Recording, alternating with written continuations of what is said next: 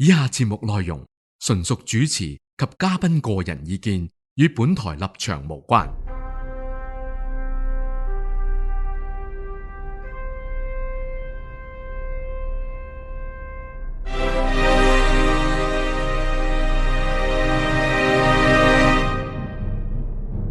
自有文明以嚟，人類就識得利用騙術去誘捕獵物。文明越進步，伴隨而嚟各式各樣嘅謊言、弄虛造假嘅伎倆推陳出新，百花齊放。時至今日，煙幕、隱性催眠、誤導性嘅包裝，已經將造假嘅造詣推向極致。究竟呢個世界乜嘢先至係真呢？響呢度，我哋同大家揭開不能說的真相。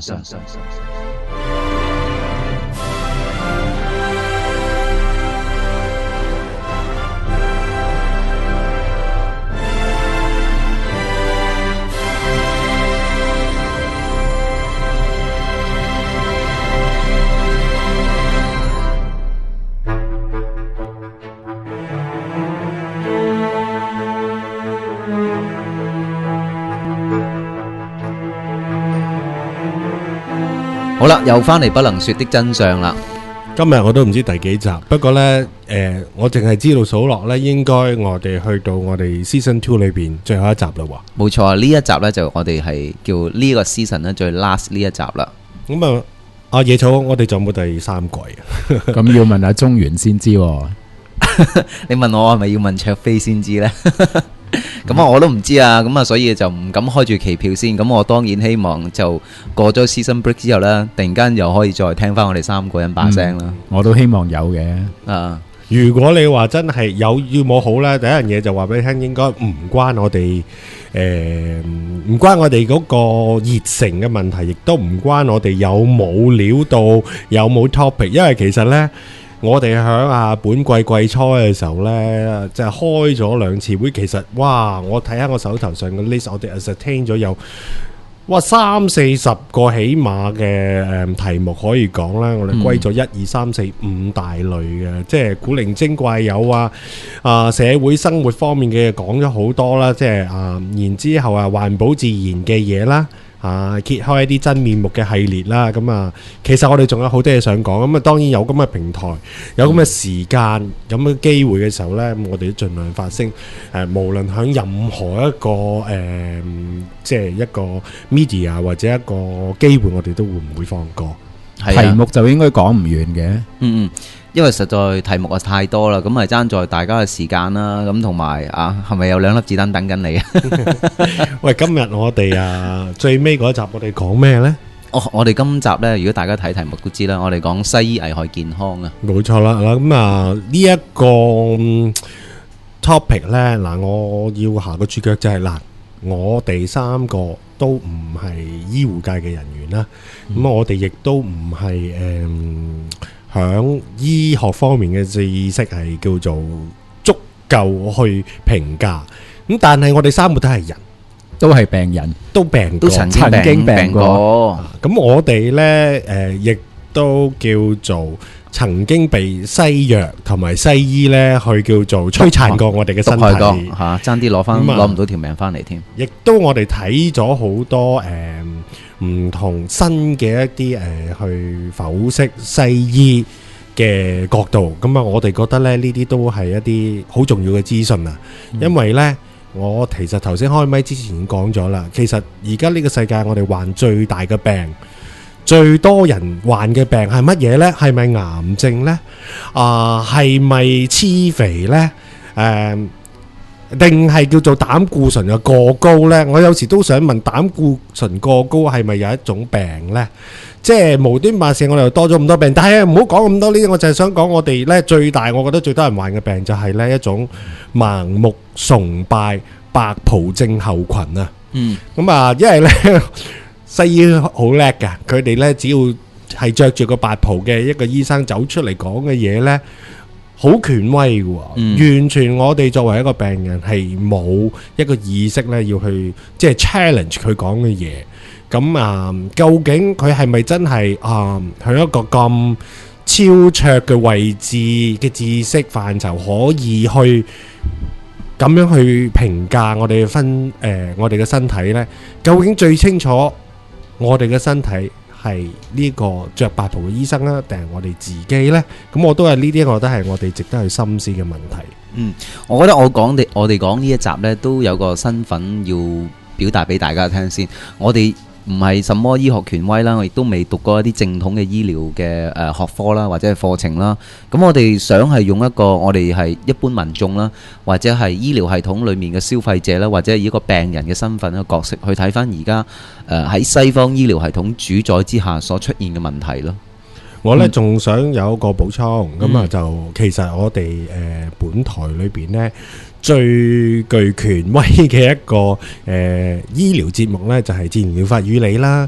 咁啊響上我唔記得咗邊一集啦，早幾個月前呢，都播出咗一個呢，就由周博士同埋袁醫生呢一齊呢去主持嘅一個，即係都係講西醫陰謀大揭秘嘅一個，好似一年有2集嘅一個咁樣嘅節目嘅。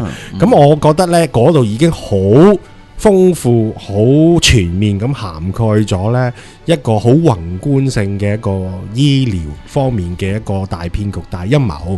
咁但係呢呢一個 subject 實在太重要啦。即係除咗響自然療法與你咁要講，我哋之前我哋呢個網台嘅前身叫做 Better Hong Kong 嘛。咁當時都有好多節目有 cover 過。咁喺呢一度我哋覺得我哋揾到其他啲新嘅資訊，喺用一啲我哋叫做 layman， 我哋一啲即係門外漢都能夠理解嘅角度呢，今日同大家分享多啲嘢咯。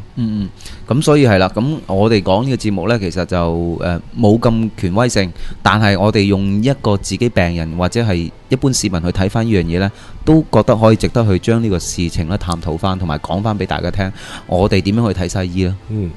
咁我點樣切入呢？我第一樣嘢其實我想講呢，就係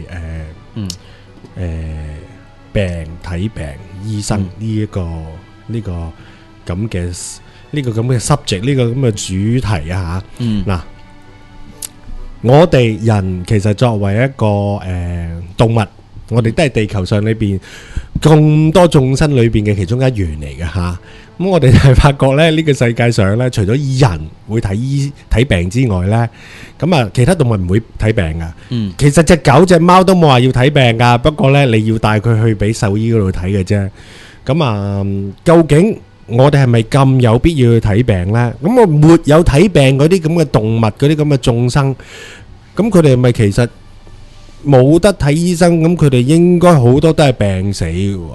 咁啊！但係其實我哋又唔係話見到有咁多咁樣嘅案例，話響我哋大自然界有好多動物病死。其實大部分響大自然裏邊嘅動物，佢嘅死亡一般嚟講呢，就比其他動物鏈裏邊嘅生態嘅即係更加之高一級嘅動物食咗啦，或者係老病而死都會有啦。咁啊，但係就我哋人呢就最多，我發覺我哋人係最多病死。咁點解我哋會病死呢？其中我哋睇咗好多資訊呢，就係因為我哋係俾西醫毒死害死嘅。呢個主因啦。咁你問到話點解人類呢個社會系統裏面又會有醫生呢個角色啦？我自己諗翻都覺得好奇怪。嗱，原來以我所知，一般動物呢，佢哋唔會話一隻狗醫生、一隻貓醫生、一隻大笨象醫生嘅。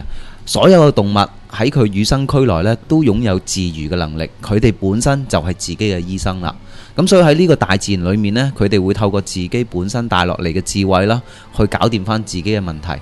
嗱，最常見嘅例子係乜嘢呢？例如一啲貓狗佢唔舒服食錯嘢，咁佢唔會走去診所排隊，亦都唔會走去醫院掛號睇急症嘅。佢哋會咩？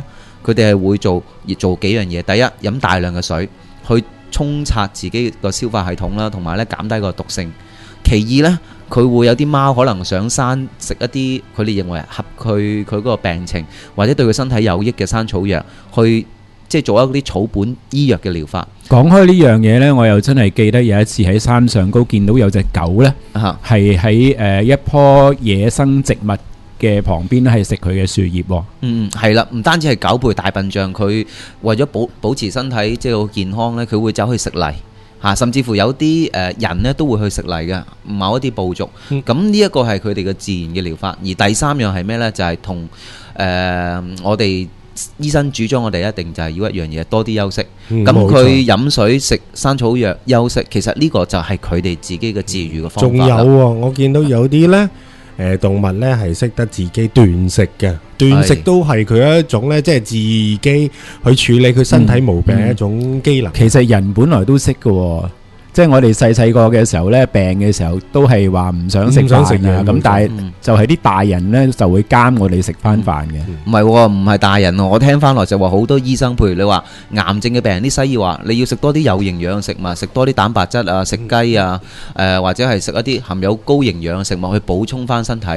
但係我哋嘅理念就知道呢，其實癌細胞呢係好多時係我哋食出嚟嘅，有部分係，甚至我哋係供養過多嘅營養俾佢。呢點就係我頭先想講呢，點解我話我哋係患咗盲目崇拜白袍症候群，就係我哋其實信嗰個白袍着白袍嗰人講嘅嘢多過信自己啊。咁點我成日都覺得我哋應該多啲同自己去溝通，同埋你要信你自己。你即係你可以信西醫，但係除咗信西醫之外，你亦都係最了解你自己身體狀況嘅人。你要多啲同你自己嘅身體溝通。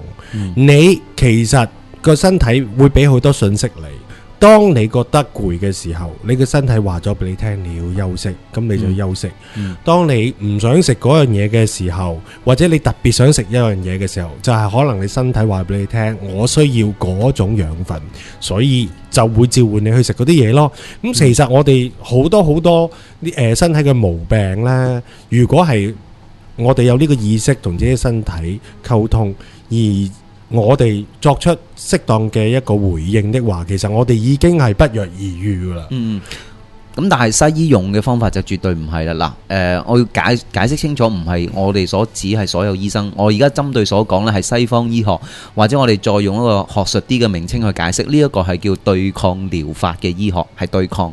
咁乜嘢叫對抗療法，或者係對抗療法醫學呢？就話佢係指某一啲針對疾病成因進行一種對抗咧移除嘅治療方法。咁即係話，譬如好似話頭痛就醫頭，腳痛醫腳。你生咗癌細胞呢，就用電療、化療或者係切割嘅方法。如果你身體有病菌呢，就用一啲抗生素，用一啲殺滅嘅藥物呢，令到你身體嘅病菌消滅。嗱，呢一種呢，就係我哋一直都所講呢，就係所講為西醫用呢一種叫對抗性嘅療法。咁即係話你身體出現有流鼻水、咳嗽、肚痛、發燒呢，佢就用一啲嘅西藥或者用一啲手段克制你呢個咁嘅病徵。咁呢一種嘅治療方法呢，我稱之為對抗治療嘅方法。咁呢個對抗性嘅喂，起晒痰喎你嚇！呢個對抗性嘅醫療方法呢，其實就嗰個背後嘅哲學呢，就同另一套 theory 呢，同另一套理論呢，就係呢個細菌理論啊，就手拖手嘅。一樣啦。佢覺得即係因為佢哋認為呢，即係所謂對抗性呢，心目中一定要有個敵人先，而呢個敵人呢，就係細菌啦。咁但係呢，其實除咗呢個細菌理論之外呢，其實我哋仲有另一套嘅理論呢，就係叫做pleomorphism 嘅。唔知大家有冇聽過？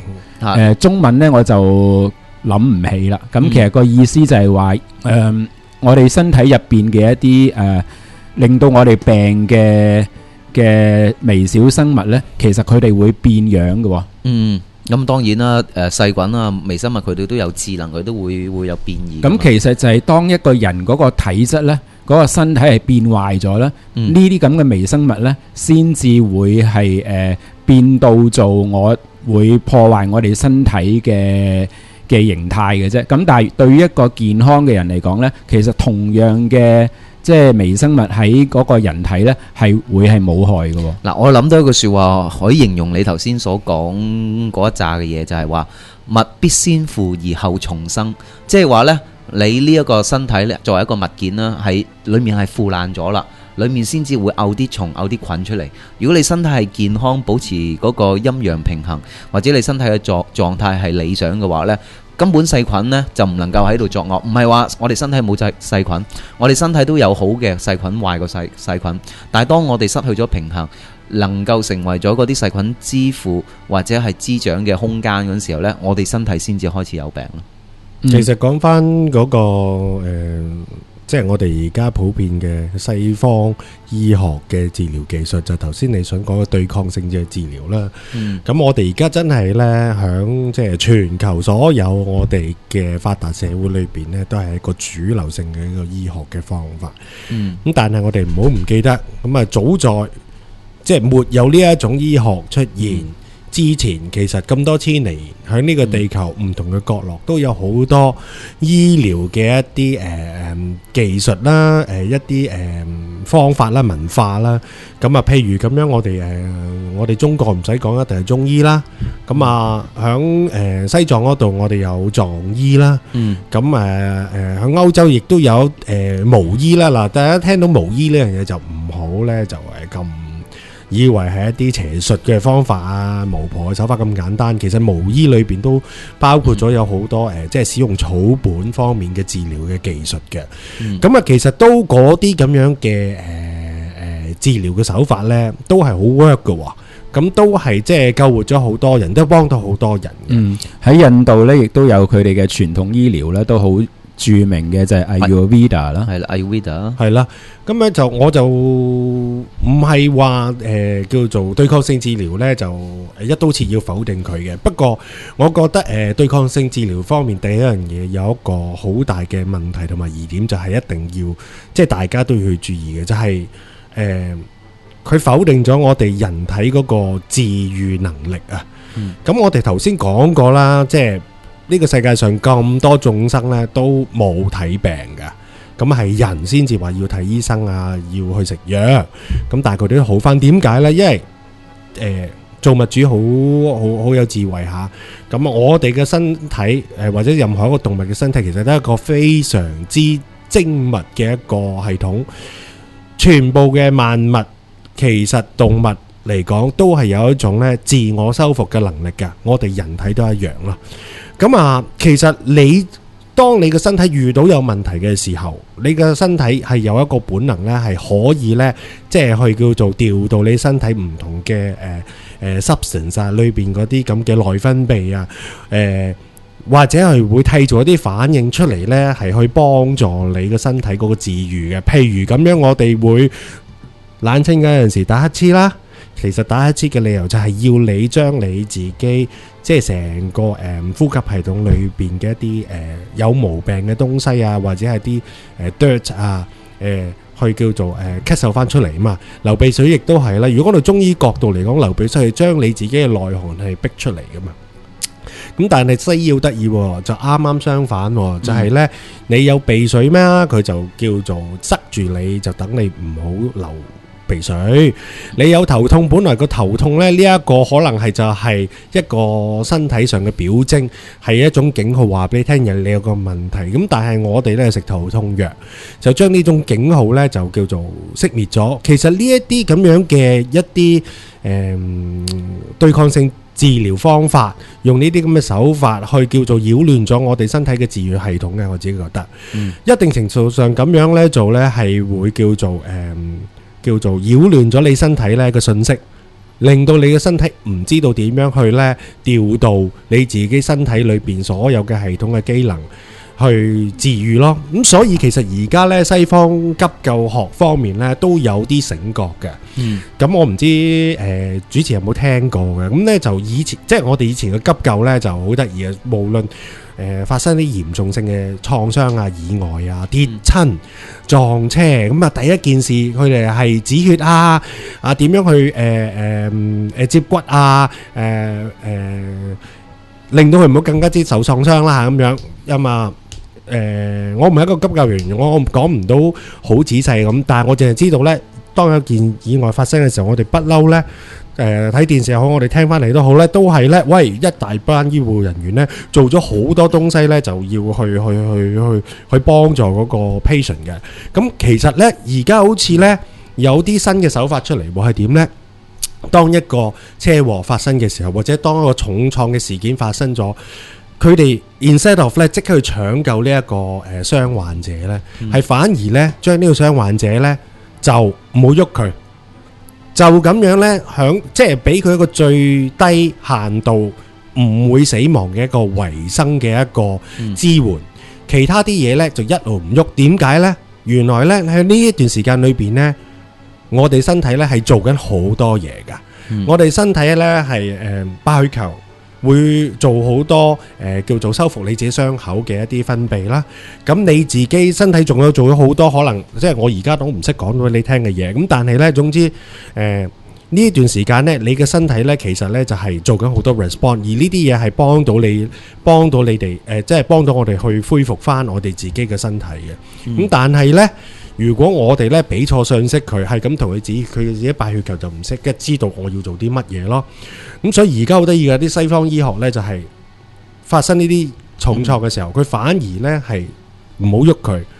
即係俾個最少最低限度啲維生嘅一啲支援，然之後大概過咗3-4個鐘頭之後，見到佢身體已經去到一個咧自我修復機能嘅啟動之後咧，然之後再用其他個輔助方法，咁數據出嚟 turn out 就係話咧，咁樣咧係對重創病患嗰個救活程度咧係大幅度提升嘅噃。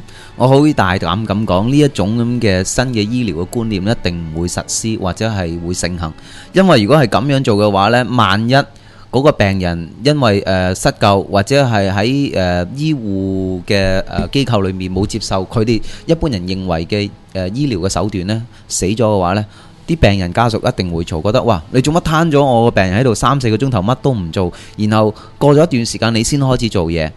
病人家屬呢就當然明白啊嘛，係啦，冇錯啦，當然呢就會嘈啦。但係佢未嘈得最大聲之前呢，我諗係最惡嗰班西醫呢就已經係打壓咗一樣嘢，係慫恿佢嘈咯。咁啊好簡單啫嘛，即係我係即係傳統西醫嘅醫學嘅倡導者，我係一個醫生，我一定會講，你個仔死亡嘅原因就係因為一失救，你睇下邊個理由咁樣放喺嗰度唔喐啊？咁樣即係佢會一定去做好多呢啲嘢去慫恿啊。又或者就算佢 turn out to be fine 咧，佢都會話一定係有後遺症，咁樣做係唔好咯。即係因為真係呢個係幾抵觸我哋而家傳統嘅西方醫療嘅技術嗰個即係成個理念啊。但係其實咧好多人都盲目相信西醫，佢哋認為呢一個係世界上最好嘅療法啦，或者認為呢一個先至係主療，甚至乎係唯一嘅療法。話俾你聽，其實呢西醫呢只係喺我哋人類史上呢，只係有咗300-400年嘅歷史，甚至冇咁長添。其他好多我哋所知嘅療法呢，佢哋嘅歷史呢係非常之長遠。例如我哋嘅中醫呢，有咗3-4千年嘅歷史啦，印度嘅阿育吠陀啦，甚至簡單到好似係手療啦、按摩啦、順勢療法啦、自然療法啦，我哋所有呢一啲咁嘅療法呢，喺我哋人類歷史上已經有咗好長嘅歷史。而就係因為喺呢個資本主義社會之下啦，即係西醫就好快喺呢幾百年啦高速增長，佢哋影響力已經係遍佈到成個地球啦，亦都係主宰咗成個醫療系統。咁所以我哋而家所倡導嘅所謂嘅現行嘅醫療呢，只不過係有咗幾百年嘅歷史，但係喺呢個醫療嘅系統之下呢，我哋人類嘅死亡率呢，或者我哋嘅生病率呢，係急劇上升，直線上升。同埋西醫嘅興起呢，就係亦都係因為發現咗石油啦。人類發現咗石油之後呢，等到佢哋就可以喺實驗室製造一啲化學嘅所謂藥物出嚟啦。嗱，你講到呢一度呢，我又想 call 翻一啲例句啦，俾大家知道啦。究竟我哋而家食緊嘅藥啊，或者係用緊嘅嘢呢，個藥效有幾多？嗱，原來呢美國國會呢，佢有一個叫做 General Accounting Office， 佢喺90年代呢就出咗個報告，佢就話呢，經過 FDA 所批核嘅西藥呢，有57%啊，即係差唔多接近60%呢，係有嚴重或者致命嘅副作用啊。咁同埋呢，佢會講過啦，另一個即係業內嘅機構人士啦，美國大藥廠啦，Eli Lilly 佢自己咁樣講，佢話如果藥物係冇毒性呢，嗰啲根本就係唔係藥嚟嘅嚇。點解英文佢藥物稱之為 drug 呢？其實呢，就係所有佢作為治療或者醫療作用嘅藥物呢，係帶有毒性嘅，否則佢唔需要經過 FDA 咧去檢驗啦，或者係批咗先出嚟嘅。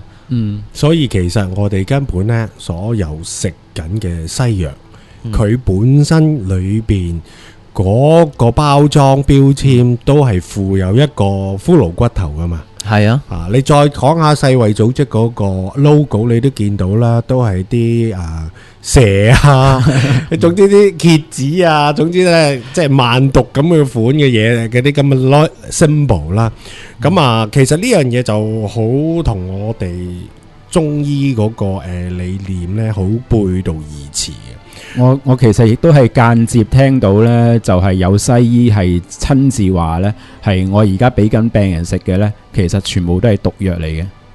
事實上係真係中醫都係咁講啦，唔好話淨係西醫，即係有西醫自己係承認嘅，佢夠老實咯，就佢都知道自己係餵緊啲毒藥俾人食。咁我咁講咧，我相信即係唔可以一竹篙打一船人嘅。我相信大部分西醫，如果你好正面咁去問佢呢啲藥有冇毒的話咧，我諗佢都響佢嗰個成個專業，佢唔會話有毒咯，佢會話係有副作用咯。係啦，咁但係個副作用就係可以嚴重到令到你死噶啦。係啊，如果其實你哋即係我哋服用嗰個分量，其實唔係控制響嗰個令到你食咗都未死得嗰個狀態，咁你大量去服用呢，我諗任何一種即係佢嘅副作用可以係嚴重過你個病本身噶咯。我其實喺度想帶出一個思考嘅一個問題俾大家諗下，究竟係咪我哋遇好任何東西、任何病症，我哋第一件事係應該食藥呢？還是乎我哋可以採取其他嘅一啲手法呢？因為嗱，我想喺度去同大家分享一個最基本嘅一個中醫嘅理念啊。其實中醫呢理念呢就係話用最少嘅叫做 external substance 干預或者係 stimulations 去令到你嘅身體恢復翻一個自我修復嘅能力。所以中醫嚟講，最上等、最高超、最叻嘅醫生，佢係治未病為上功啊嘛。咁你未病嘅時候呢，就已經呢係叫做呢啲叫咩啊？養生啊，即係培養你嘅身體去教你點樣去食嘢啊。咁樣呢個呢就係呢，即係醫生裏邊呢，即係最高境界應該第一件事做嘅嘢。咁然之後呢，去到真係有病嘅時候呢，亦都唔係話即刻用藥㗎喎。即係一個優良嘅中醫呢，其實佢第二件事就係可能係會用啲乜嘢呢？用按摩啦，按摩穴位啦。咁呢一個已經係其實係一種呢，我哋中醫理念嚟講係一個治療嘅一個手法嚟噶啦，能量療法嘅範疇啦，屬於冇錯啦。咁OK，咁你當然咧按摩可能咧未必按得咁準穴位，而且佢個效果亦都未必一定係最有效。咁咧次一等嘅，我哋可能會用到咧針灸啦。咁然針灸其實都係去刺激你嘅穴位，然之後讓你嘅身體去翻一個平衡嘅狀態，將堵塞咗個經絡咧叫打通翻，跟住你自己身體咪有個恢復翻個治愈嘅能力咯。再次一等嘅咧，就先至係咧會話係叫做用灸或者係用藥啦。咁即因為咧，其實喺中醫理念嚟講，藥即係大部分都係有毒性同埋副作用。好似其實中文都有句係凡藥三分毒嘅說話，係咪啊？冇錯。我哋會睇到咧，其實中醫佢個療法咧，同西醫最大嘅分別就係咩呢？西醫就係頭痛醫頭，腳痛醫腳，但係中醫咧就主要咧係以當人係一個宇宙一個機體嘅平衡去睇嘅。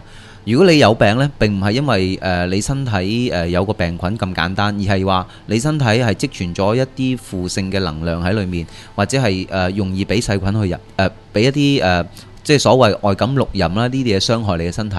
咁要令你搞掂翻呢一個毛病呢，就係提高翻你自己嘅免疫能力，咁令你嗰個五行平和翻之後呢，其實細菌呢就唔會咁容易，或者啲病呢咁容易入侵你嘅身體。咁所以佢會透過啲藥膳啊、按摩啊、氣功啊、一啲養生嘅療法或者係功法呢，去提高翻你自己嘅治愈能力。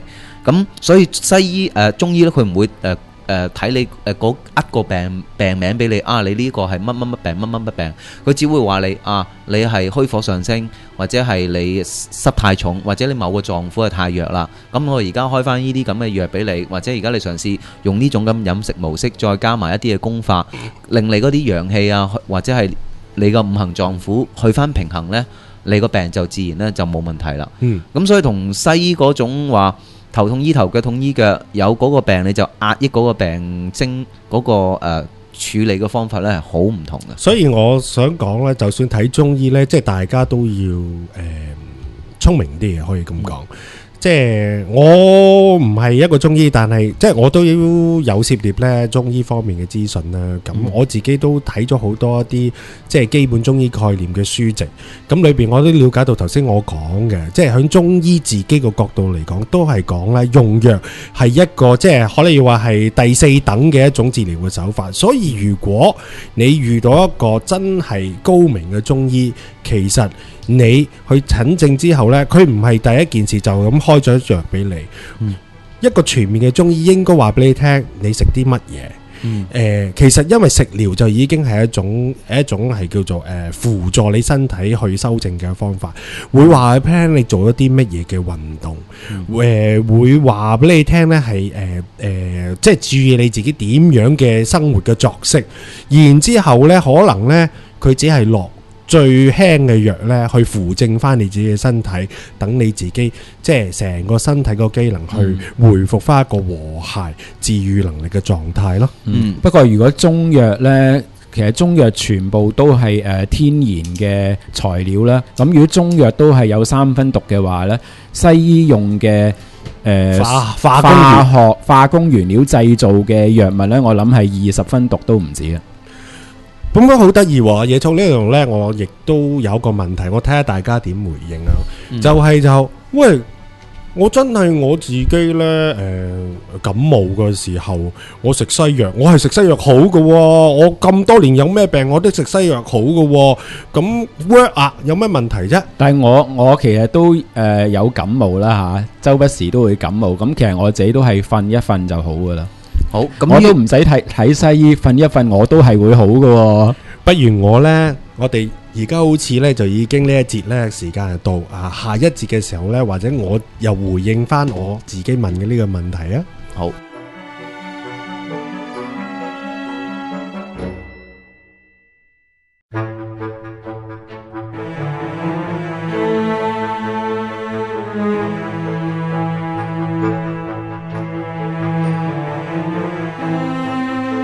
翻嚟第二節嘅不能說的真相啦。頭先呢，阿野草我問咗個問題啦，就喂，好多時我病嗰陣時我都係食西藥噶咯，咁都食好咗啦。咁其實呢，即係我係想大家係咁睇，究竟你係咪真係食西藥好呢？還是乎呢，就係只係你自己身體發揮咗你嘅治癒能力呢？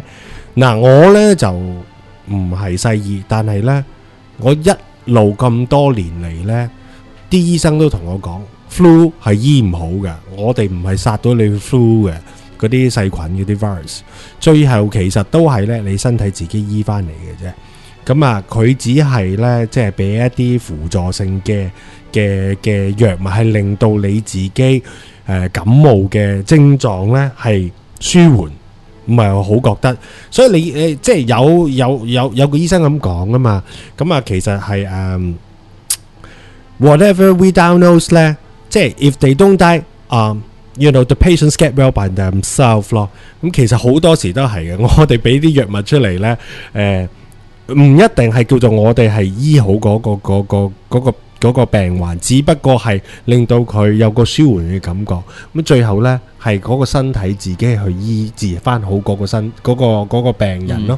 如果你講傷風感冒呢，其實係真係唔需要食藥就可以搞掂啊。因為而家暫時冇一隻藥呢係可以完全話啊，我可以完全根治到你嘅傷風感冒，冇噶。嗱，我哋所食嘅藥啦，譬如你食乜乜乜傷風素啊之類咧，大家都知道啦，或者係乜乜樂啊、感冒靈啊，咁其實佢係將你個病徵咧係抑壓嘅。例如你有流鼻水嘅話呢，其實佢係令你個呼吸管道啦、上呼吸管道或者下呼吸管道啦嗰個出現鼻水倒流嘅情況呢係收咗，但係佢係抑壓咗你自己身體個排毒系統啊嘛。因為你流鼻水其實目的就係將你多餘嗰啲病毒咧係排出體外啊嘛。但係西醫就反其道而行，要你收鼻水啊、止咳。其實你咳嗽都係一種排毒過程，將你一啲唔好嘅嘢係咳出嚟啊嘛。你射都係㗎，講真，你點解會射啫？你食咗污糟嘢，你唔射佢出嚟，咁佢咪喺你身體裏邊咯？你仲要塞住佢，唔俾佢射出嚟，咁係咪即係叫做同自己過唔去呢？咁所以啲人就覺得西醫係食咗幾粒藥啊，打咗支針醫好咗你嘅傷風感冒，其實你又俾西醫呃咗啦。其實佢冇醫好你個病，佢只係咧將你嗰個症狀咧係抑壓同埋欺騙咗你嘅身體。我打個比喻，就好似架飛機突然間咧佢引擎出火，咁佢駕駛艙裏面係出咗盞一個警號燈。咁西醫嘅手法咧就話佢一個錘剝爛呢個警號燈，咁警號燈唔閃啦，唔響啦，你就以為個飛機冇事，其實個飛機咧個引擎而家係着緊火嘅。車毀人亡就係咁樣用噶嘛，我哋啲師長唔識用噶啦。係啦，嗱咁所以你睇到咯啊。我同埋呢，我就仲想講講，即係或者野菜你講先。同埋呢，如果我哋係抑壓咗呢啲病徵呢，就或者係唔俾我哋身體自然咁樣排毒呢，其實將來就會導致我哋將來呢嗰個入邊嘅毛病呢係越滾越大，將來發病嘅時候呢，係更加係不可收拾嘅。我就想講多個例子，即係除咗傷風感冒呢，發燒亦都係一個西醫呢係用一個好錯誤觀念去對待一個問題。好多人以為發燒係一個病，其實發燒只係一個症狀嚟嘅啫。導致發燒有好多個原因嘅，例如嗰個細路仔出牙佢會發燒啦，或者佢身體有炎症佢會發燒啦，甚至係腦發炎亦都會係發燒嘅。咁但係一般西醫嘅處理手法呢，就話食呢一個退燒藥啦，或者用其他方法啦令佢退燒，但係佢冇根治個病情。咁所以你食完退燒藥，以為退咗燒之後呢個病就好返啦，其實呢亦都係一個可笑嘅手法。咁仲有根本發燒呢個就係我身體自愈嘅機制啊嘛，你就係用燒呢個溫度呢，即係同埋去打仗嘛，因為細菌呢就係響高溫底下就會即係死亡嘅。咁其實你身體有呢個反應呢係正常嘅，佢根本就係全軍呢整裝待發係打緊場仗。咁你唔俾佢發燒的話，佢點打呢場仗呢？就係咁講啦。我所以話我哋反而成有時啲西藥呢就擾亂咗我哋自己身體嗰個自我修復嘅機制啦。同埋仲有一點好重要嘅呢，就係原來我哋每發一次燒呢，嗰個身體嘅免疫能力呢係更加強嘅。係啦，就好似龍珠裏面嘅撒亞人，我哋每戰鬥一次輸一次呢，我哋就會吸收個經驗之後呢，就提升翻自己戰鬥力啊！即係當然呢，即係響度，即係雖然我哋咁講啦，一定要有一個重要嘅一個注腳，就係話俾大家聽，燒到個溫度太高，確實係真係有危險，尤其是對細路哥嚟講。但係佢如果係少少燒，其實應該即係作為家長，我覺得你唔可以剝削佢呢個身體呢。呢個大軍咧去操練嘅一個咁嘅機會嚟噶嘛。其實你想你自己身體，想你自己嘅孩子嘅身體呢係即係抵抗力強，可以抵禦以後嘅病症，其實佢都要去操佢自己，即係呢個抵擋病患嘅一個大軍咯。咁發下燒其實係好多時細路哥發完燒正常嘅，仲會高咗啲添㗎。我就聽人哋咁講。除咗發燒之外呢，譬如細路仔出疹啊，或者生水痘呢，其實都唔係壞事嚟嘅。即係佢哋將來大個之後呢，生其他嚴重啲嘅病嘅機會呢係會細啲嘅。咁其實你講到即係西醫佢哋點樣睇疾病啊，點樣用藥，其實都好可笑。嗱，大家都知道啦，咁其實好多西醫都會強調如果你身體膽固醇過高呢，就會好容易有心腦血管病啊。咁所以如果你膽固醇超過某個濃度或者某個指標呢，你就要食呢一個嘅降呢一個膽固醇嘅藥。咁但係好多人唔知道降膽固醇藥，或者對膽固醇呢個概念呢係好模糊，甚至係無知。原來我哋身體有90%以上嘅膽固醇呢係我哋自己肝臟呢係製造出嚟嘅。膽固醇呢唔係唔好嘅嘢嚟嘅喎，我哋身體係需要嘅喎。譬如我哋身體修復啊、荷爾蒙嘅製造啊、細胞嘅維護呢，咁有啲嘢呢，我哋都係需要一啲脂肪啦喺身體裏面先做到嘅。譬如修補個血管壁啦，都係要膽固醇。係啦，咁但係好多人一聽到膽固醇喺西醫嘅即係催眠之下呢，或者喺某一啲咩降膽固醇嘅食物嘅催眠之下呢，就認為膽固醇呢係一個窮兇極惡嘅猛獸，一定要隨之而後快。但係原來我哋身體有90%嘅嘢呢係膽固醇係自己製造，有1%呢先至喺植物吸收嘅。根本膽固醇呢個字就唔係病嚟嘅，亦但係呢就即係我哋響即係白袍人裏邊佢自己倡導嘅一個文化充斥嘅影響嘅底下呢，我哋一聽到就覺得佢洪水猛獸。只不過呢，其實呢，膽固醇如果過高，長期過高，佢係可能會引發好多其他併發症啊、心臟病啊。咁好多時都係因為發覺嗰啲 patient 身體裏邊有好高嘅膽固醇。但係膽固醇呢樣嘢確實係我哋身體裏邊必須要有嘅一啲正常會存在嘅 substance 咯。咁我哋而家所食緊嗰啲嘅膽固醇究竟係咩嚟呢？簡單嚟講，佢就係呢抑制你個肝去製造膽固醇嘅藥物。咁原來呢，佢嘅做法呢就係點呢？令你個肝呢打到你個肝殘咗。削弱佢嗰個功能啦，令到佢製造膽固醇咧受到阻礙，而令到佢咧唔能夠正常咁樣生產膽固醇。咁即係話原本咧你一個好強壯嘅人可以舉起一架車嘅，咁但係咧你舉起一架車咧原來都係一個病嚟嘅。咁所以咧我就要製造一啲藥俾你食，食到咧你皮黃骨瘦，但係又令你唔死得嘅。所以無意中你食得太多嘅呢啲嘅降膽固醇嘅嘢咧，就係削弱你個肝嘅功能。問題就係話你係俾錢去西醫買一啲藥去整殘自己嘅肝咯。根本呢，就其實大家除咗醫者父母心呢個標題之外呢，大家亦都要有一個覺醒，就係西醫或者係藥廠或者係疫苗呢啲咁嘅產品，其實說到尾呢，都係我哋經濟活動裏邊一個非常 profitable 嘅一個生意嚟嘅咋。嗱，我就講，我就知道呢，原來呢喺藥物市場啦，佔全球個市場份額最高，即係幾多呢？去到5000億美金，即係話我哋一年使喺藥物嗰個產業裏面呢，我哋用咗5000億美金。咁你諗下幾龐大？呢個呢差唔多係接近美國個國防開支，仲要有多有突添。咁我覺得呢，就點樣呢令到呢個生意呢，就係可持續地呢，咁叫做高利潤呢？咁啊最好就係多啲病人啦。咁而且呢，就最好呢，就係你食唔好嘅，係啦，你最好呢，就多啲呢，係要長期服用嗰隻藥物，要食足一世。所以你發覺呢，好多藥廠呢，邊一啲最揾到錢、最發達嘅呢，就係佢哋呢能夠研發到呢一種係一啲不治之症。咦？唔係研發藥物喎，係研發啲疾病出嚟喎。我唔敢咁講啦，但係我就係想話呢，總之如果有一種病係醫唔好，咁但係呢有藥物可以控制，而嗰啲病患係需要呢一世都食嗰隻藥的話呢，揸住呢一種專利嘅藥廠呢，就係 make good profit 咯。喂，而家我哋嘅世界咪咁咯？例如我哋冇之前呢冇話所謂嘅社交恐懼症噶嘛，咁但係西醫呢就發明咗呢個病名出嚟，然後呢就研究咗一啲所謂佢哋稱之為藥物，就專係針對呢一啲有社交障礙嘅人。原來佢食咗之後呢，就解決嘅問題。佢哋定義嘅社交恐懼症就係咩呢？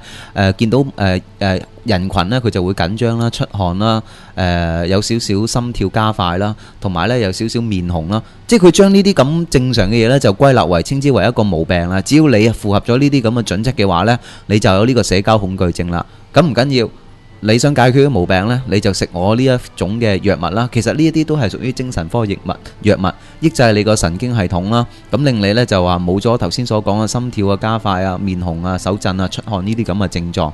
你諗下，西醫係用呢種嘅方法呢，呢一種咁嘅思維呢，去定義為疾病，然後呢用呢一種嘅手法呢，去創造一啲令你賺錢買藥嘅機會咯。其實真係好服佢哋嘅創意㗎，即係好多好多嘅病呢，以前聽都未聽過。你有冇聽過過度活躍症啊？就係呢，即係呢十幾廿年先你識聽到嘅。每一個細路哥唔係中意蹦蹦跳，中意玩，精力充沛嘅呢。即係我覺得明明一個好正常嘅孩子，你夾硬要即係灌咗一個病名俾佢，然之後又要去俾佢食藥去摧殘佢嘅身體。其實好多即係咁樣嘅個案呢，即係。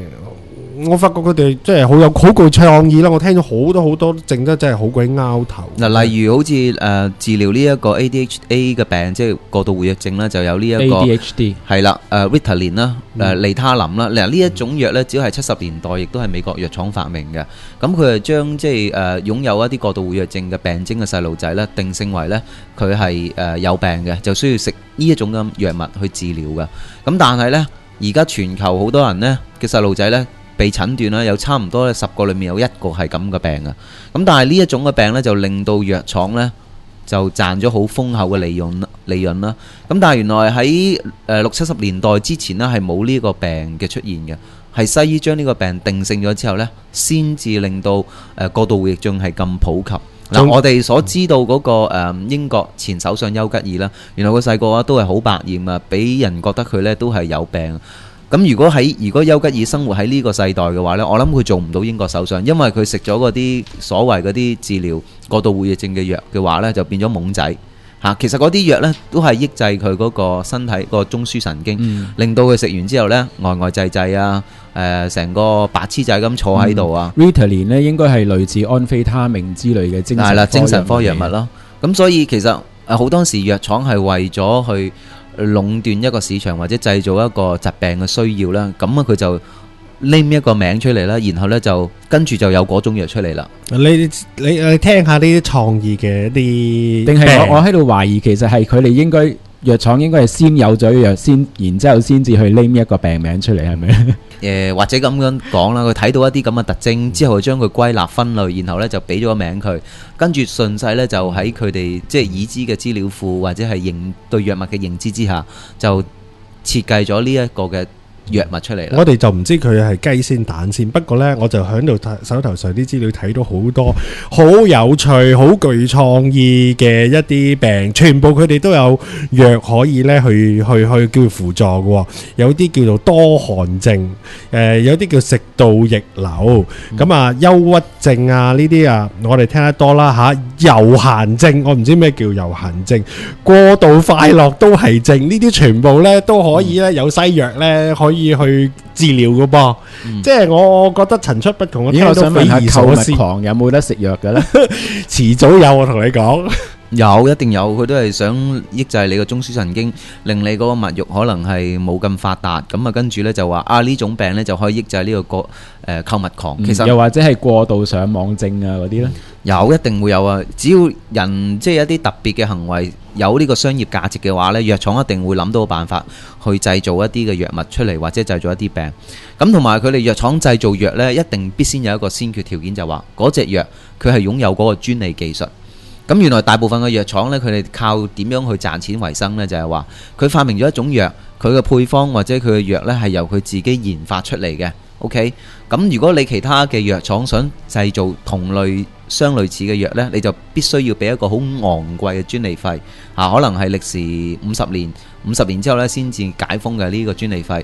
咁如果你嗰隻藥係草本藥嚟嘅，個個都可以自己執嘅，自己整到嘅或者冇專利技術嘅話呢，藥廠係唔會製造嘅呢隻藥，因為冇市場價值啊嘛，佢唔可以令藥廠透過專利費去賺大錢啊嘛，所以好多時有用嘅藥呢，係因為喺呢一種嘅即係咁荒誕嘅醫療系統之下呢，唔能夠推出市面。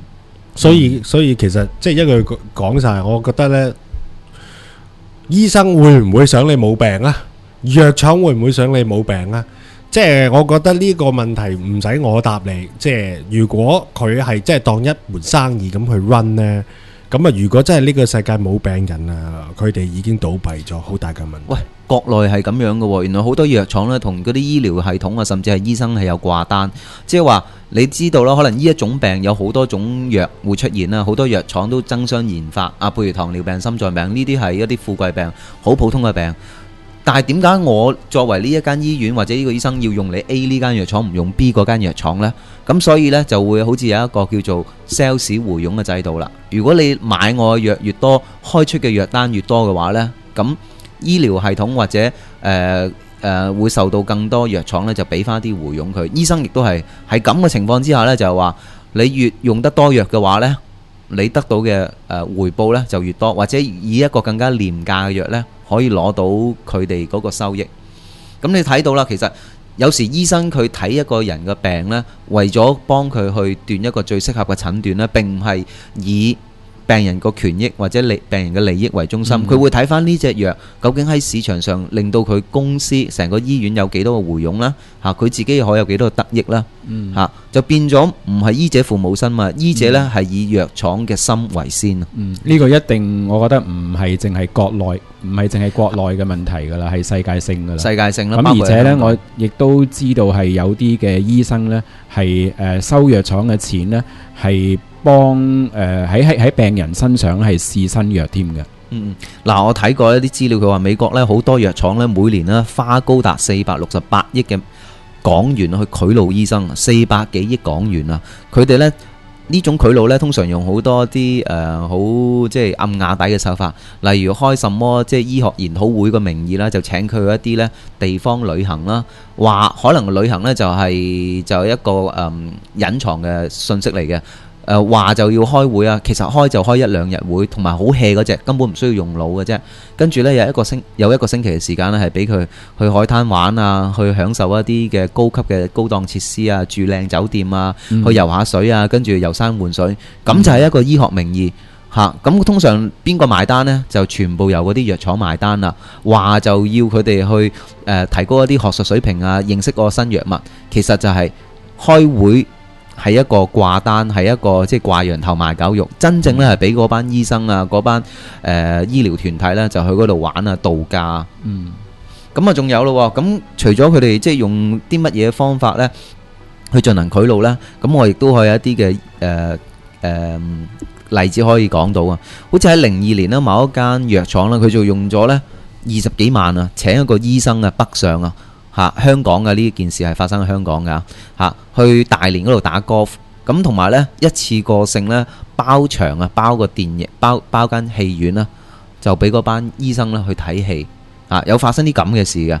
咁即係話呢，其實喺醫學行業裏面呢，呢一樣嘢賄賂呢樣嘢呢係有發生過，而且亦都係佢哋目的去串連醫生個關係最主要嘅手段之一咯。好啦，咁啊，亦都講到呢，就話究竟西醫究竟對我哋個健康有危害有幾大呢？咁我講一個我諗大家都聽過一個 case 就係咁樣呢。原來喺1973年呢，以色列呢醫生啊發生一次大罷工啊，就為期3個月啦，即係差唔多85日。咁呢3個月裏面呢，好戲劇性發生咗一件事，就話呢死亡率急劇下降。一半，即係原本1個月裏面呢就死1萬人嘅，突然間呢喺呢3個月裏面呢，只係死剩5000人嘅啫。哇！咁覺得好奇怪啦，點解會死咗咁少人？咁後期呢，以色列個醫學委員會個會長呢就企出嚟解釋啦。點解啲醫生罷工嗰陣時啲人死咁少呢？咁佢咁樣講嘅係因為喺罷工期間呢，醫生呢將所有嘅精力呢集中喺治療最緊急嚴重嘅疾病，而剩翻嗰80%嘅手術呢係可以避免嘅話呢都冇做到咁所以呢，令到過去呢段時間呢，死亡嘅人呢係少咗。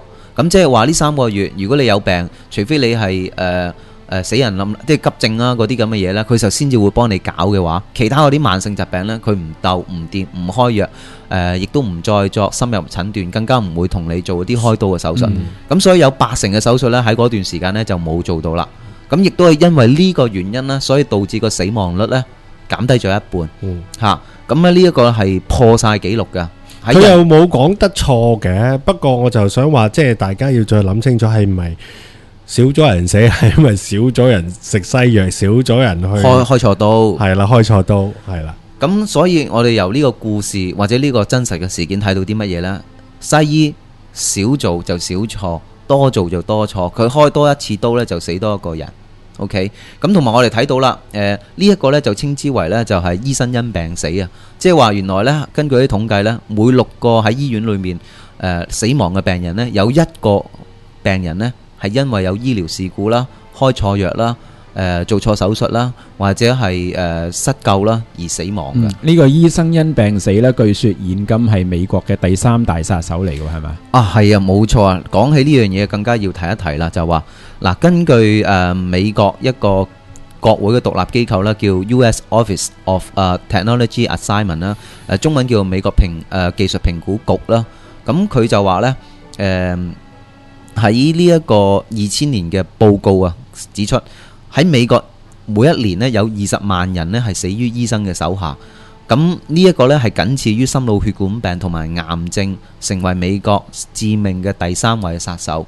究竟咁呢22萬人係點樣死呢？咁我就再詳盡講一講啦。有12000人呢係死於不必要嘅手術，有7000人呢係死於醫療失誤，有2萬人呢係死於同其他醫院失誤有關嘅嘢。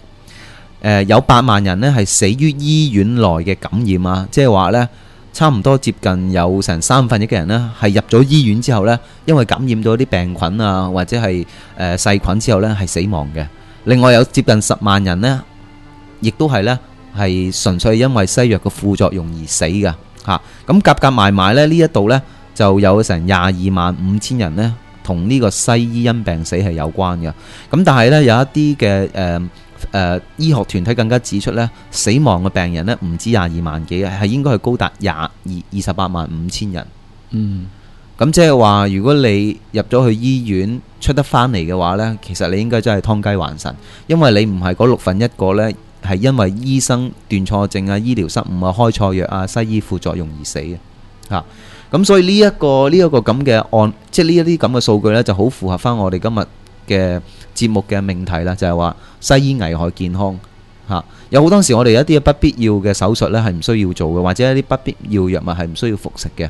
OK， 好，例如近期啦，有一個13歲嘅中學生因為接受咗呢個頸椎嘅手術啦，而導致佢副作用死亡啦嚇。院方嘅解釋咧，呢一個呢其實係一個醫療嘅教學嚟嘅。咁如果係一個醫療教學，咁呢個病係咪真係有咁需要接受手術呢？其實唔係嘅。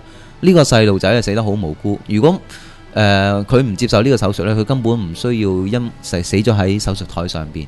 仲有我哋其實有好多疫苗嘅問題呢，即係我哋本集又唔係講疫苗，因為但係疫苗本身其實已經係好多 issues 係可以單立成一集啊。咁啊，袁醫生其實好似都講咗幾次㗎啦。咁啊，我想講下就係呢，疫苗害死人或者係點樣惡貫滿盈法，其實我哋都已經揾到好多資料，有好多人就係因為打咗疫苗之後呢，即係導致佢即係成個生命呢就出現咗好多問題。其實我哋有幾條 YouTube 呢都開放埋上我哋今個 forum 裏邊呢，等即係大家自己去睇啦。係啊，疫苗嘅問題的而且確係好大。我諗有機會我哋喺即係不久將來先再講啦。咁我再講多少少有關於一啲嘅醫療嘅事故嘅問題。咁啊，講翻07年啦，即係西醫安全性調查報告啦。咁啊，佢提供咗一啲數據，佢就話呢，喺統計翻03年至到05年呢，美國嗰個醫療事故呢，原來發現呢，美國最好嘅醫生比最差醫院呢就比最差嘅醫院呢係少約40%嘅醫療事故嘅失誤啊！咁同埋咧喺呢3年裏面呢，有成247000幾人嘅死亡呢係絕對可以避免嘅。咁即係話其實呢，你會睇到喺美國呢，即係醫療科技咁發達嘅國家呢，每年都有成差唔多呢即係差唔多接近10萬人呢係因為醫療事故失誤而死亡。咁呢個數目呢係差唔多高過任何即係而家我哋當今過去100年所謂嗰啲大疫症啊，好似沙士啊、瘋牛症啊，反而原來係醫生即係西醫呢一個導致我哋死亡呢係一個主要嘅原因嚇。呢一啲係一個非必要嘅，即係非不必要嘅死亡嚟㗎嚇。咁我哋都睇到啦，其實美國獨立機構呢有一個叫做 Health Research 嘅 group 啦，佢估計每年呢有成超過320萬嘅手術呢係唔需要嘅，但係就因為做咗呢320萬嘅手術呢，有成差唔多16000條嘅性命呢就喺手術台度死咗嚇。咁呢個可能只係冰山嘅一角啊，冰山嘅一角，有更多嘅醫療事故呢，可能係未報導過出嚟嚇。咁你就係睇翻近呢1-2年啦，香港差唔多每個月都有一啲醫療事故出嚟，但係冇報導出嚟嗰啲呢，我諗更加係無日無之，就大家可能冇機會喺媒體啊或者係報紙上面睇到咯。另外我其實有我有樣嘢我好想問大家嘅，即係嗱，我哋頭先講咗好多即係西方醫療嘅一啲 problems 啦嚇，佢帶來即係其實唔係好可信啦。我可以話睇少啲西醫，其實呢命長啲，少啲病痛添。咁但係真係我哋遇到即係有身體上嘅問題，究竟我哋應該做啲乜嘢呢？我反而覺得我哋應該正向啲，即係分享一啲咁呢方面嘅經驗咯。縱然唔知你如果有病痛咁樣，你唔睇西醫的話，你會做啲乜嘢？首先呢，就用翻我諗最正統嘅方法就係睇翻自己呢個毛病同自己有冇關係先。嗱，譬如你話你肝火盛，跟住你嘅肝好虛弱，搞到人好攰啊，甚至乎出現有啲肝嘅問題出現，會唔會係因為你自己嘅生活習慣、你嘅飲食習慣令你出現咗問題先？我哋習慣上呢，就係將我哋嗰個身體健康呢，就拱手相讓俾醫生嘅，俾出邊嗰啲嘅保健藥廠嘅。咁我哋係完全將我哋自己嘅身體呢個健康呢係置諸度外嘅。咁同時亦都係造就咗醫生呢可以喺我哋身上呢任意去宰割。咁所以我話我哋有病之前，我哋第一樣嘢就話要睇翻我哋究竟點樣看待我哋自己嘅身份先。咁同埋我要第二樣嘢想同大家分享就係話，我哋唔好習慣當醫療係一種消費嚇。我哋身體健康係我哋自己嘅責任，並唔係別人嘅責任嚟嘅嚇。咁而我哋習慣性就係話消費啊嘛，即係我俾錢你幫我搞掂嘅問題。所以好多人呢就習慣咗就係話，我去睇醫生就一定要攞藥嘅，因為而家我有病，我俾錢你，你就要幫我 KO 咗呢個病，所以你係唔係你都要開啲藥俾我。咁所以好多人都習慣咗有呢一種咁嘅消費心態，認為如果醫生就叫你你多啲飲水啦、休息啦，唔好捱夜上咁多 Facebook 啦，平時就放鬆啲啦，跟住你個病冇事啦。喂，如果啲人聽到咁樣講呢，就話呢個醫生冇料啊，佢唔開藥俾我喎。有幾樣嘢我覺得呢係能治百病嘅，可以咁講。即係我自己覺得呢，每當你自己身體有病痛嘅時候，你首先問翻你自己呢幾樣嘢，你有冇去做到，有冇跟足下？第一樣嘢就係充足嘅睡眠啊。你瞓得好呢樣嘢，其實呢已經係可以話，即係我相信係將你大部分嘅簡單嘅病咧都可以去除到嘅。其實好多時呢，我哋身體自我修復嘅最大嘅作用嘅方法啊，個方法嘅時段呢，亦都就係你即係在睡眠當中嘅時候呢，你即係身體係即係 recover 得係即係最多工作去修補你自己身體嘅問題嘅。咁第二樣嘢就係即係你有冇飲足夠嘅水啦。其實飲水都係好重要啦，可以話你咩病你都應該係即係飲多啲水都係會對你身體好。另外一樣就係一個愉快嘅心情啊，我覺得。咁我覺得呢幾點呢，你無論有咩病呢，你都一定要呢去先去叫做去面對去做好咗先嘅。如果呢三樣嘢你都做得到的話，咁我相信已經其實你已經係接近痊愈嗰個軌跡行緊啦。咁啊，當然呢，冇可能呢就完全係話冇病嘅。咁我分享一啲我自己病嘅時候經驗點啦。咁啊，其實呢，小弟冇睇西醫，我諗都足有6、7、8年噶啦。我係唔睇西醫噶。咁我自己有病嘅時候呢，我連中醫都唔睇嘅，可以話。我第一件事呢，其實我就係自己調理翻嘅啫。好多時我自己嗱，第一樣嘢我哋其實在座3位都響食方面，我哋都比較注重嘅飲食，少啲肉類，多啲蔬菜啊。咁你盡量係食得健康呢樣嘢，一定係重要啦。咁啊，響我自己身體有病嘅時候，我都會去注意我自己嘅飲食，究竟有冇食錯嘢，我點樣去調節食翻啲即係比較嗰個性質係比較適合我自己，咁冇理由我自己響大冷天自己感冒嘅時候再食一啲即係涼嘅食物啦。咁啊，甚至乎即係響適當時候可能要食一啲去火嘅嘢，亦都會有嘅。咁你自己要去辨知咯。咁仲有呢，就係好多時我自己執藥嘅。我有幾樣嘢我自己感冒呢，我就一定食看住門口嘅，因為板藍根。板藍根呢，好多時呢，我大部分我自己食咗2劑呢都好翻啦。仲有啲好平嘅沙溪涼茶啦，好得意喎！沙溪涼茶喺度同大家要分享翻一個秘方喎。沙溪涼茶你要即係叫做幫你醫治到你嘅感冒呢，好多時有人飲沙溪涼茶2蚊定唔知2個半一包嘅啫，喺藥材鋪都有得賣嘅。咁但係呢，我媽咪同我講呢，原來呢要佢個功用呢係達到呢個即係更有效嘅境地呢，你就要有條藥引嘅。條藥引呢就係叫做用蠔豉啊。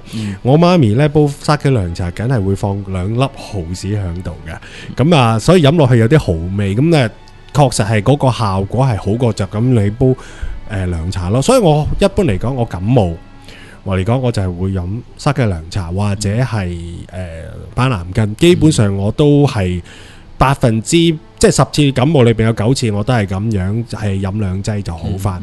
好嚴重嘅時候，我會去睇中醫嘅。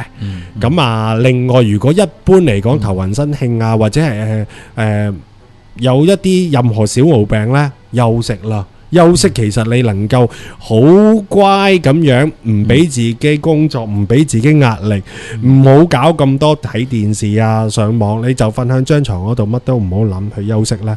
咁啊，其實已經係幫緊你自己身體咯。好，咁啊，野草，咁你自己對疾病啊，同埋點樣治癒有啲乜嘢睇法啊？咁回應翻即係或者接續翻頭先浩西講嘅嘢啦。咁其實我都係好多年冇睇西醫噶啦，我亦都係連中醫都係盡量唔睇嘅。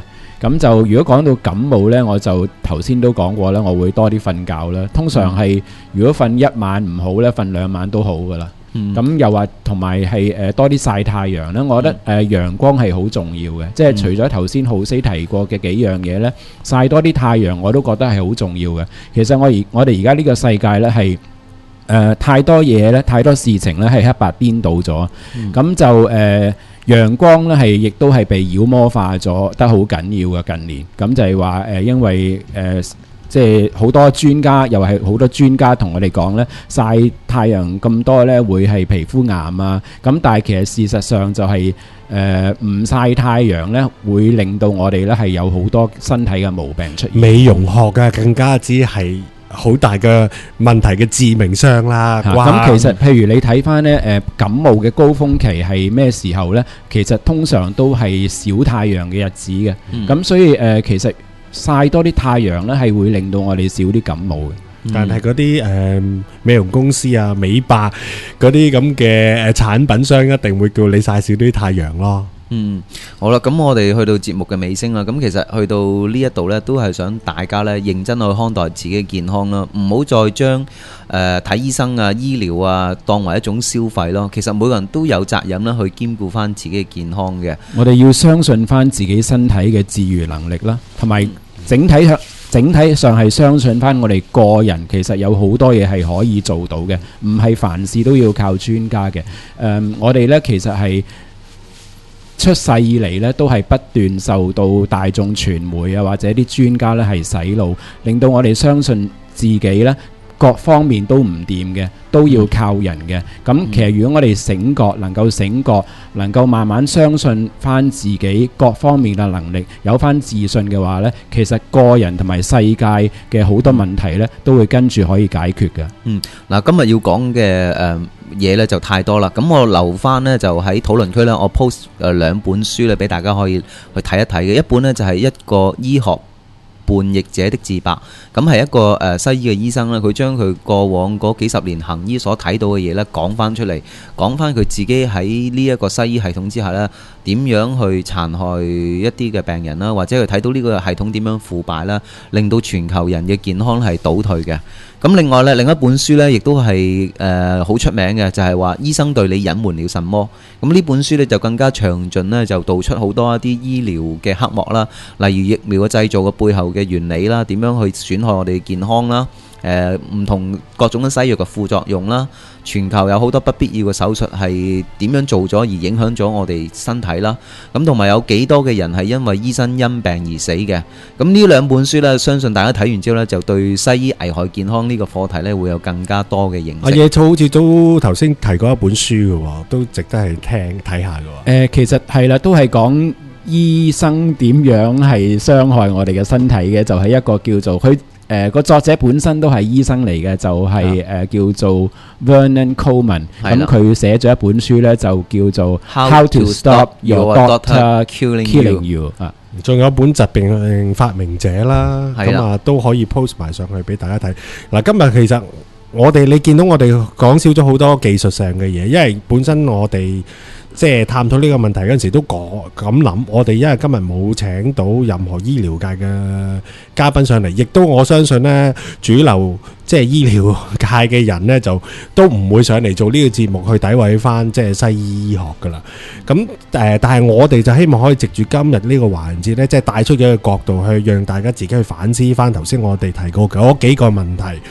究竟你有冇患到即係盲目崇拜白袍嘅呢個症嘅後群呢？咁你真係要小心啲去即係自己自省一下。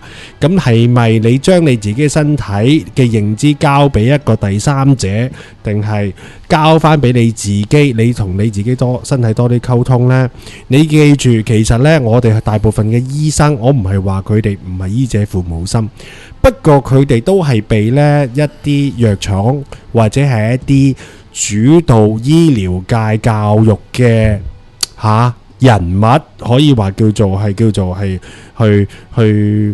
去引導咗佢哋好多呢方面嘅知識同埋認知啊！即係我可以話，可能我哋本身好多醫生呢，佢自己都係即係被瞞騙咗好多醫學方面嘅一啲角度咯。事實上各個大學嘅醫科呢，根本就係俾藥廠操控住嘅。其實有幾個家族呢，就即係我哋睇裏邊呢講呢啲醫療嘅陰謀都提到啦，即係包括咗我哋之前都提過好多次一啲 Rockefeller 啦Rothschild 都關事嘅。其實咁啊，其實佢哋即係我哋究竟係個陰謀裏邊會唔會真係又去翻影子政府嗰堆咁樣嘅Global Elite 咧？嗱，我哋答唔到你，我哋即係今日唔係探討陰謀呢樣，我將佢拋開。起碼一樣嘢就係我希望帶翻幾個角度，即係大家點係咪真係若有病就隨便走去睇醫生？醫生叫你做咩做咩呢？即係我哋應該點樣去照顧好我哋自己嘅身體呢？咁啊，係咪咁單純淨係去睇西醫呢？會唔會試下睇中醫呢？咁呢啲即係留翻大家自己去定斷咯。